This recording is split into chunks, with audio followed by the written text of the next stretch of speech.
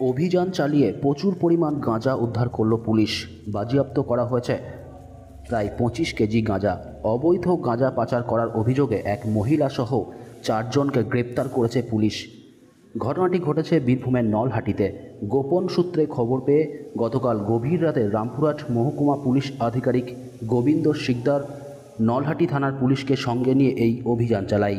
সেই সময় নলহাটি আজিমগঞ্জ রেলগেটের কাছে তেঁতুলতলা বাসস্ট্যান্ড এলাকায় এক মহিলা সহ 4 জনকে আটক করে পুলিশ। তাদের কাছে ছিল 4টি ব্যাগ। সেই ব্যাগে তল্লাশি চালাতেই উদ্ধার হয় 25 কেজি গাঁজা। গ্রেপ্তার হওয়া এই 4 জনকে আজ তোলা হবে রামপুরহাট মহকুমা আদালতে।